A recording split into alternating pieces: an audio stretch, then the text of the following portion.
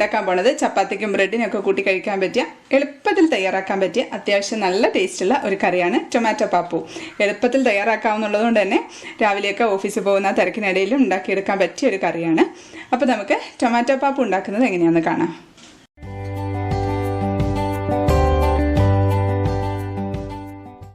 അപ്പോൾ നമുക്ക് ടൊമാറ്റോ പാപ്പു ഉണ്ടാക്കാനായിട്ട് 1/2 കപ്പ് തുവരപ്പരിപ്പാണ് എടുത്തിട്ടുള്ളത്. സാമ്പാർ വെക്കുന്ന പരിപ്പില്ലേ അത്.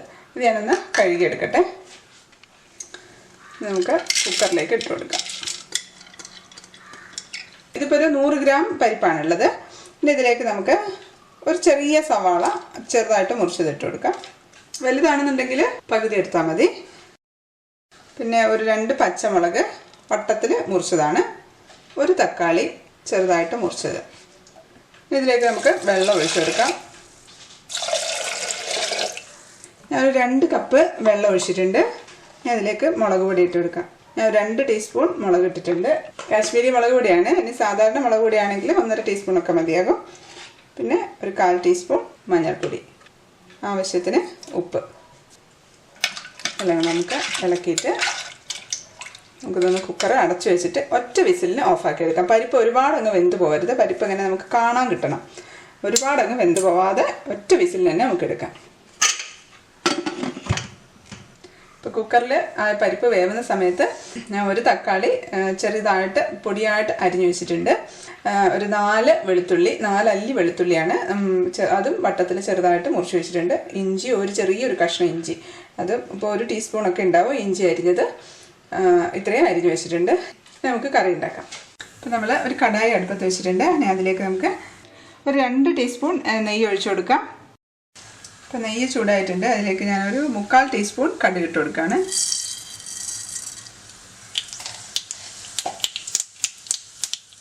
ഒരു 4 ഉണക്കമുളക് കൂടെ ഇട്ട് കൊടുക്കുകയാണ്.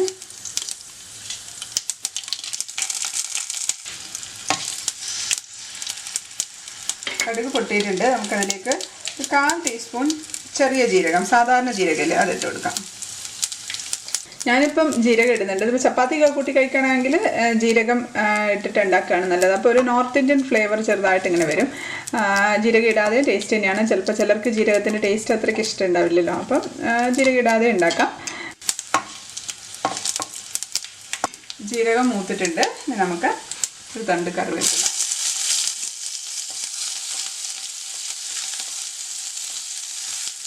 വെളുത്തുള്ളി അരിഞ്ഞതും ഇഞ്ചി അരിഞ്ഞതും ഇട്ട് കൊടുക്കാം. ഒന്ന് മൂക്കുന്ന സമയത്ത് നല്ലൊരു സ്മെല്ല് വരും. വെളുത്തുള്ളിയൊക്കെ മൂത്ത ഒരു സ്മെല്ലില്ലേ, അത് വരും. അപ്പോൾ നമുക്ക് തക്കാളി അരിഞ്ഞത് ഇട്ട് കൊടുക്കാം. ഇത് നമുക്ക് നന്നായിട്ടൊന്ന് വഴറ്റിയെടുക്കാം. അടച്ചു വെക്കേണ്ട, തുറന്ന് വെച്ച് തന്നെ വഴറ്റിയെടുക്കാം. ഇപ്പോൾ ഞാൻ ഹൈ ഫ്ലെയിമിൽ തന്നെ ഇട്ടിട്ടാണ് മൂപ്പിച്ചെടുക്കുന്നത്.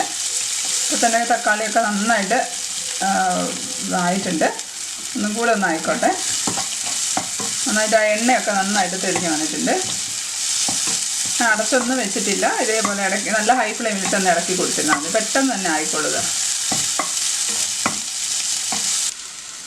ഇതിൻ്റെ പ്രഷർ പോയിട്ടുണ്ട്. തുറന്ന് നോക്കാം.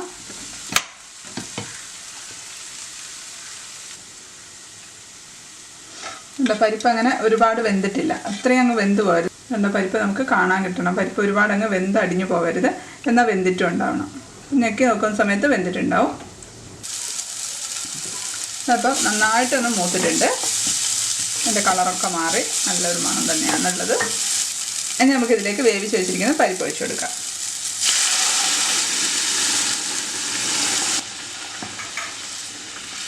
ഉപ്പൊക്കെ വേണമെന്ന് നോക്കിയിട്ട് ഉപ്പ് ആവശ്യത്തിന് ഇട്ട് കൊടുക്കാം. കുറച്ചുകൂടെ ഉപ്പ് വേണം. ഞാനതുകൊണ്ട് കുറച്ചുകൂടെ ഉപ്പ് ഇട്ട് കൊടുക്കുന്നുണ്ട്. നമുക്ക് ചപ്പാത്തിക്കും പുട്ടിനും കൂട്ടി കഴിക്കാം. നമ്മളെ റവപ്പുട്ടില്ലേ, അതിനൊക്കെ കൂട്ടി കഴിക്കാം. പക്ഷേ ഏറ്റവും ബെസ്റ്റ് ചപ്പാത്തിക്ക് തന്നെയാണ്. ചപ്പാത്തിക്കും ബ്രെഡിനൊക്കെ നല്ലതാണ്. അതൊന്ന് തിളച്ചാൽ മതി. ഒരുപാട് നമ്മൾ വെള്ളം അധികം ഒന്നും ഒഴിച്ചിട്ടില്ലല്ലോ. അപ്പോൾ അത് മതി. ഇതിരുന്ന് കഴിയുമ്പോൾ ഒന്നും കൂടെ ഒന്ന് തിക്കാവും. ഞാൻ ഓഫാക്കുകയാണ്. ഇതിലേക്ക് ഒരു തണ്ട് കറിവേപ്പില ഇട്ടിട്ടുണ്ട്. പിന്നെ ഇതിൽ ഞാൻ ഇപ്പോൾ മല്ലിയില ഇടുകയാണ്. മല്ലിയില ഇടണമെന്നില്ല, മല്ലിയില ഓപ്ഷണലാണ്. ജീരകവും മല്ലിയിലയും കൂടി ഇടുമ്പോഴത്തേക്കും ആ ഒരു നോർത്ത് ഇന്ത്യൻ ഫ്ലേവർ വരും, അത്രയേ ഉള്ളൂ. ഇല്ലാന്നുണ്ടെങ്കിൽ നമ്മൾ പുട്ടിനൊക്കെ കൂട്ടി കഴിക്കാനാണ് എനിക്ക് കൂടുതൽ ഇഷ്ടം. ജീരകവും മല്ലിയില ഇടാതെ ഉണ്ടാക്കുമ്പോഴാണ്. അപ്പം അപ്പോഴും നമുക്ക് നല്ലൊരു നെയ്യിൻ്റെ ആ ഒരു രുചിയില്ല, നല്ലൊരു രുചി നമുക്ക് കിട്ടും. അപ്പോൾ നിങ്ങൾ 2 തരത്തിൽ ഉണ്ടാക്കി നോക്കൂ, ഏതാണ് ടേസ്റ്റ്. എനിക്ക് രണ്ട് ഫ്ലേവറാണുള്ളത്. അപ്പം രണ്ടും എനിക്കിഷ്ടം തന്നെയാണ്. ചപ്പാത്തിക്ക് കൂട്ടി കഴിക്കാൻ പറ്റിയ നല്ലൊരു കറിയാണ്. കുറച്ച് സമയം അടച്ചു വെക്കാം. നമ്മൾ എന്ത് കറി ഉണ്ടാക്കുകയാണെങ്കിലും കുറച്ച് സമയം ഒന്ന് അടച്ചു വെക്കണം കേട്ടോ. അപ്പോഴാണ് അതിൻ്റെ കറക്റ്റ് ടേസ്റ്റൊക്കെ നന്നായിട്ടൊന്ന് ആയി വരിക. ഇപ്പോൾ കുറച്ച് സമയമായിട്ടുണ്ട്, 10 മിനിറ്റ് ആയിട്ടുണ്ട്. കറി സെർവ് ചെയ്യാണ്. ആ നെയ്യിലുണ്ടാക്കുമ്പോൾ ഒരു പ്രത്യേക മണമാണ്, നെയ്യിൻ്റെ സ്മെല്ല്. ഇതിപ്പോൾ ഭയങ്കര ടേസ്റ്റാണെന്നൊന്നും ഞാൻ പറയുന്നില്ല കേട്ടോ. അത്യാവശ്യം നല്ല ടേസ്റ്റുള്ള ചപ്പാത്തിക്കൊക്കെ കൂട്ടി കഴിക്കാൻ പറ്റിയ, എളുപ്പത്തിൽ തയ്യാറാക്കാൻ പറ്റിയ ഒരു കറിയാണ്. അപ്പോൾ എല്ലാവരും ഉണ്ടാക്കി നോക്കണം, ഫീഡ്ബാക്ക് അറിയിക്കണം. വീഡിയോ ഇഷ്ടപ്പെട്ട ലൈക്ക് ചെയ്യാനും കമൻറ്റ് ചെയ്യാനും മറക്കരുത്. സബ്സ്ക്രൈബ് ചെയ്യാത്തവരുണ്ടെങ്കിൽ സബ്സ്ക്രൈബ് ചെയ്യാനും മറക്കല്ലേ. അപ്പോൾ അടുത്തൊരു വീഡിയോയിൽ കാണാം. Till then stay happy, stay positive. By.